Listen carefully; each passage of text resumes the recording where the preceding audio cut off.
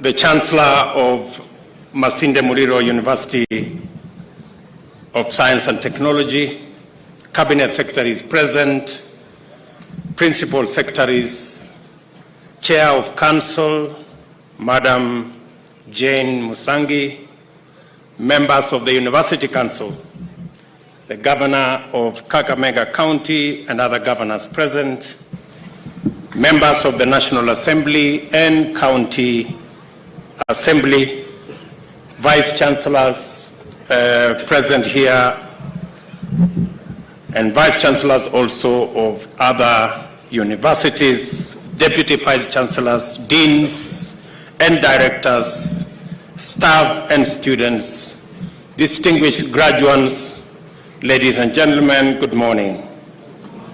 I'm Jambo.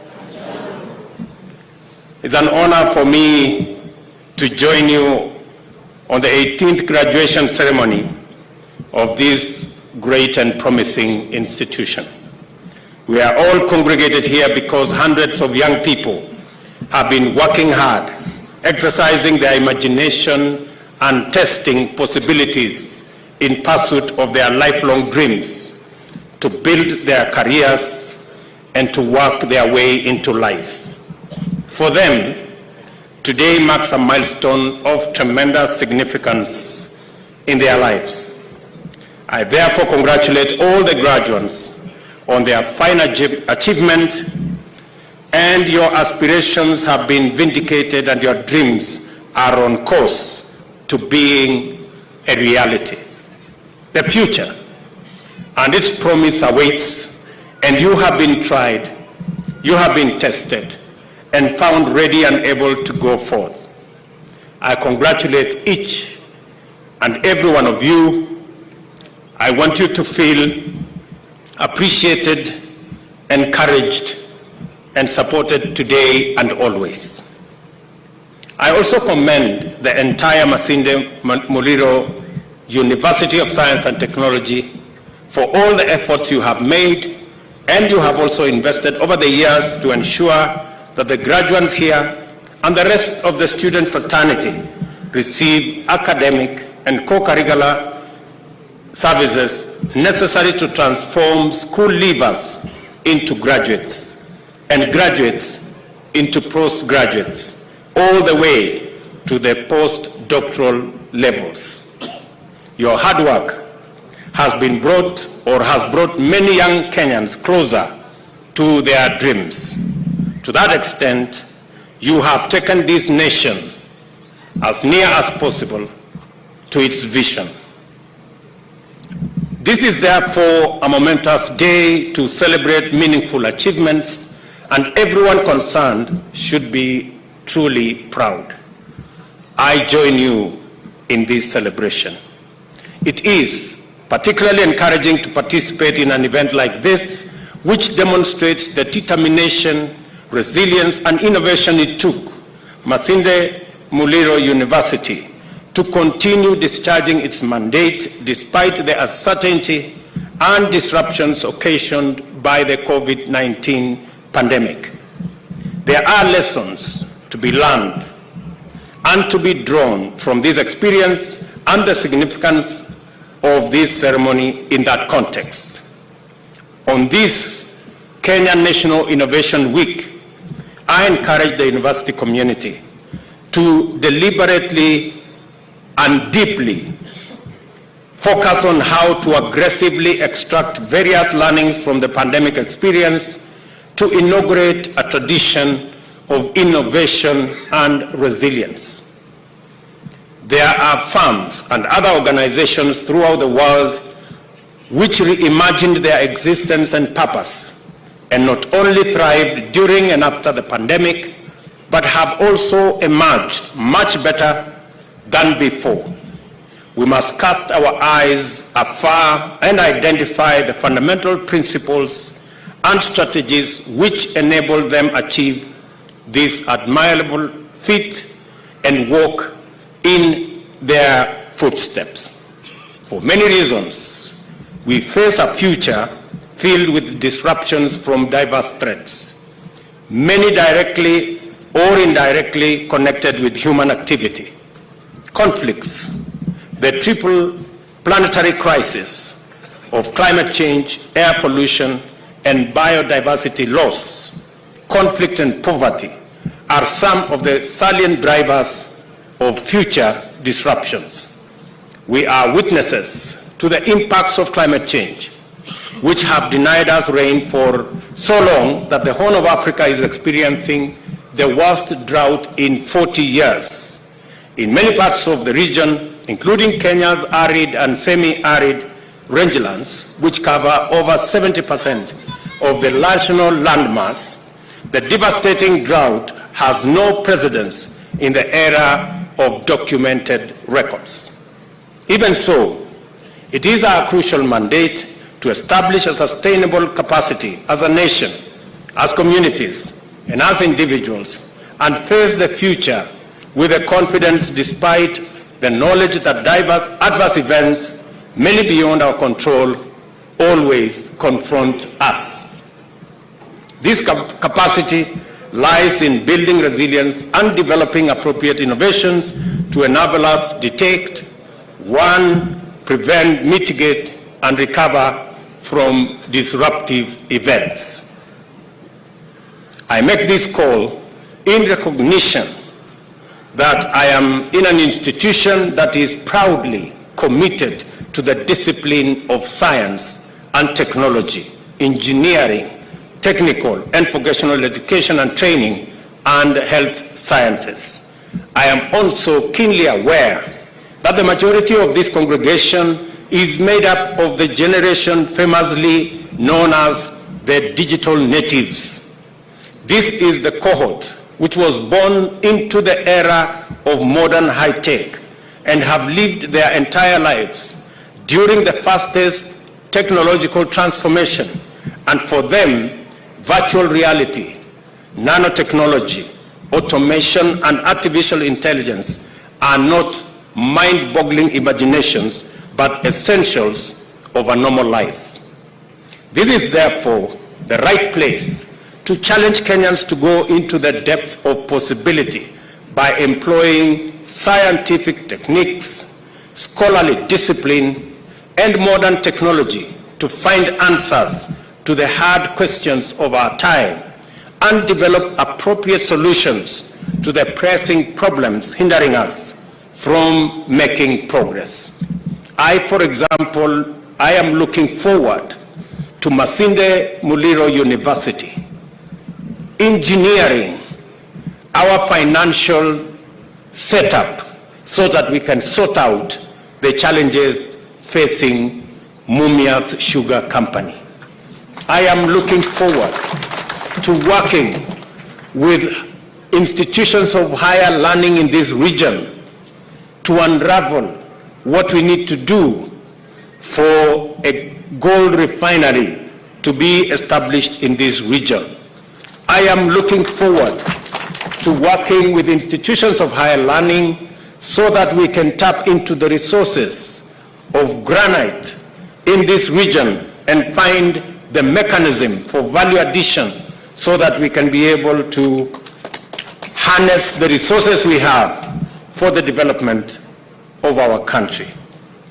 Masinde Muliro University of Science and Technology must lead the way in exploiting the opportunities presented by the crisis we face, thereby enhancing our society's overall ability to reimagine and reinvent itself in the face of all the threats.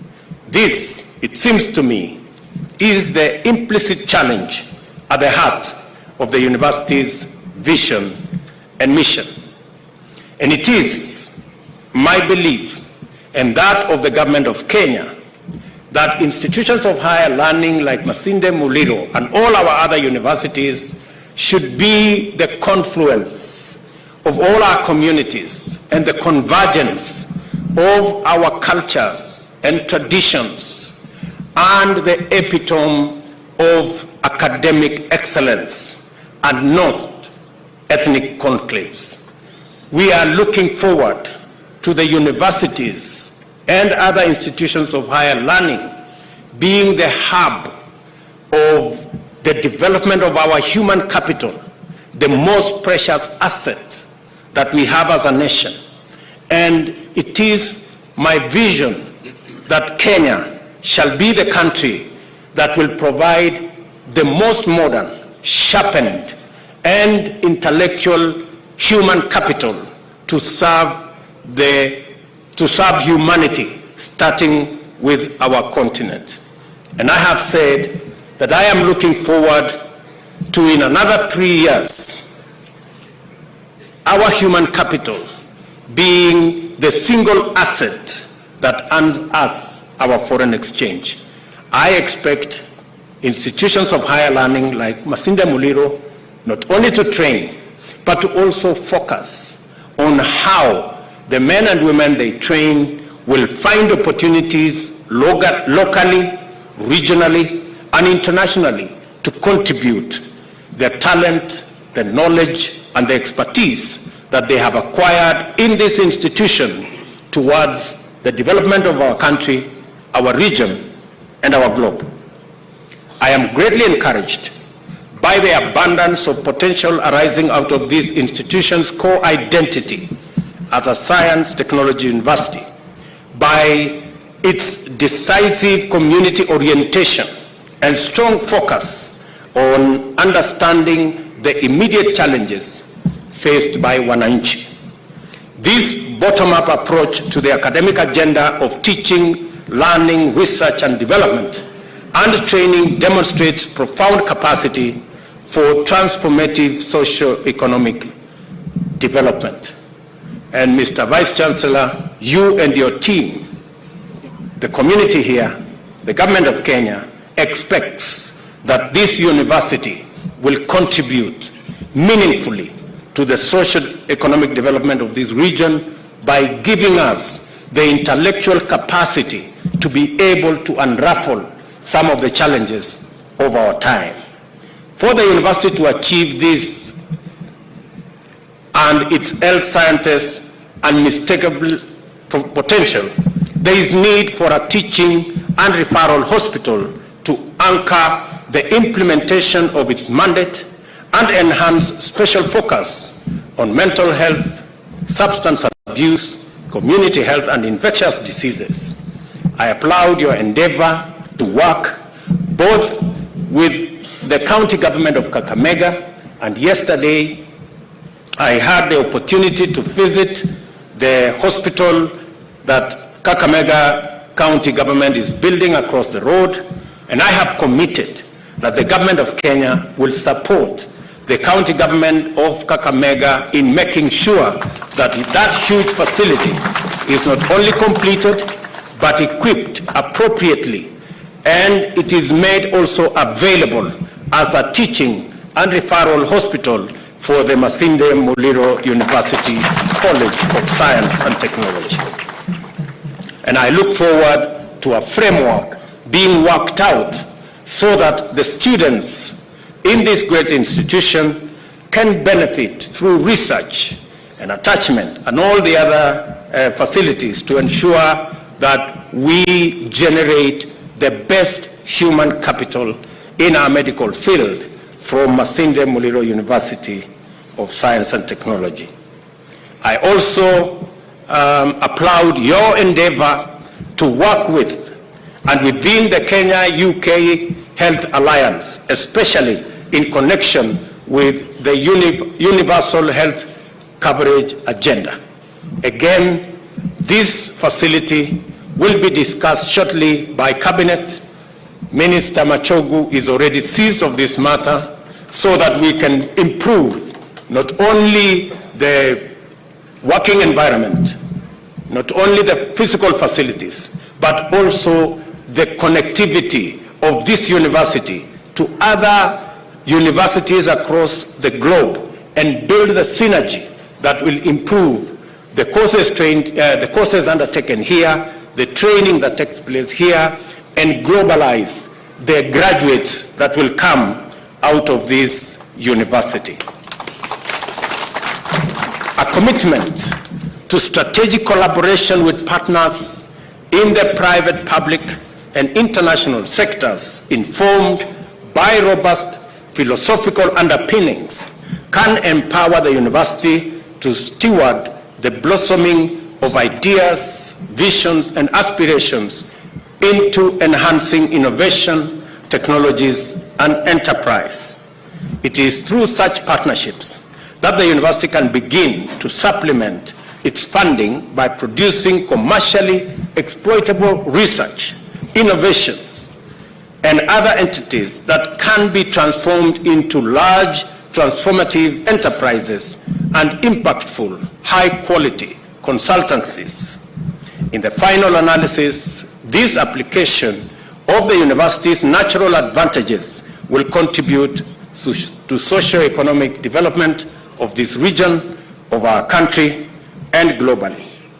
Additionally, private-public partnerships can help address persistent challenges by increasing capacity in student accommodation and enhancing the quality of other services to international standards. And on this account, I want to ask all our universities, beginning with this great institution, to work with our Ministry of Housing so that we can give you the template and the mechanism for the construction of the hostels that you require to host all our students instead of our students living in deplorable, informal areas.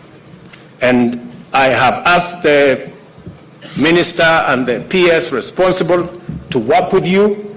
We are going to give you the mechanism and the template and organize the private sector to work with the universities so that we can develop at least 10,000 hostels here in Masinde Muliro University, because I am aware that you have the land to achieve that.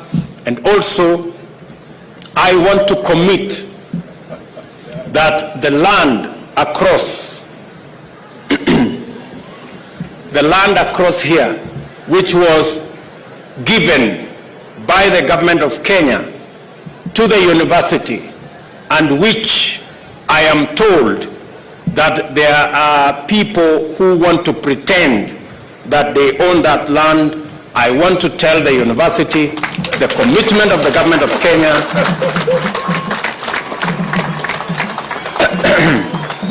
is that the 16 acres that is just across where we are standing will be the property of Masinde Muliro University of Science and Technology, because the government of Kenya has already given alternative land to our agricultural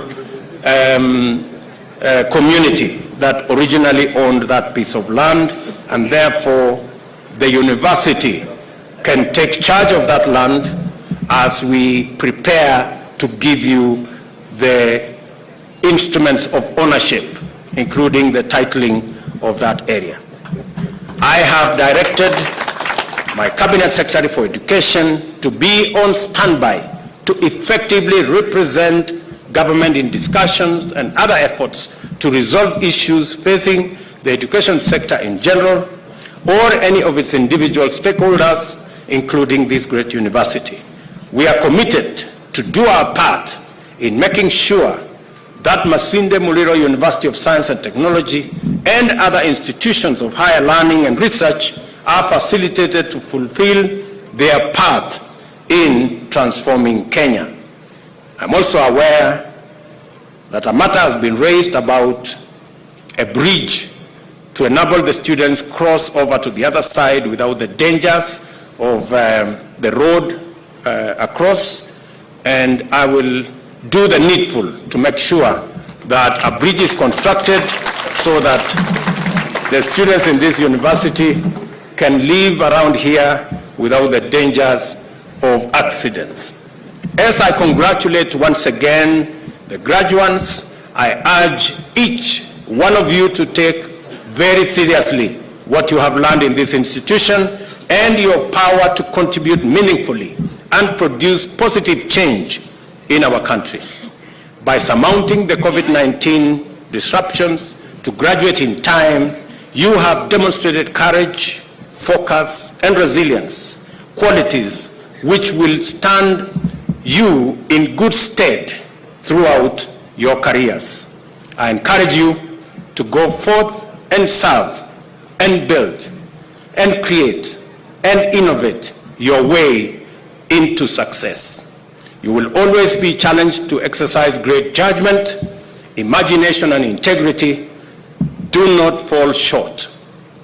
You carry the hopes of many generations, present and future, that our nation will rise to the fullest extent of its promises, greatness in our lifetime. The government of Kenya, I repeat, is committed to investing resources to create conditions for you to seize your opportunities and exercise your capabilities. When the time comes, go for it and do your best. I wish you success in your future endeavors. May God's blessings follow you on your life's journey. Asanteni sana, and may God bless you.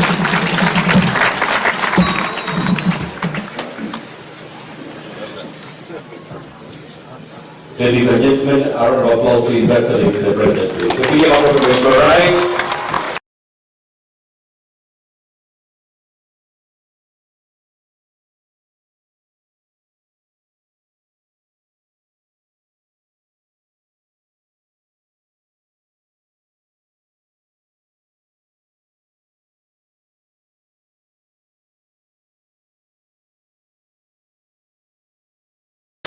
Asante.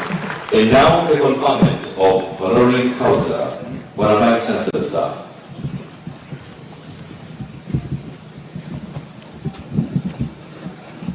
And peacemaker, who is famously known as a safe pair of hands.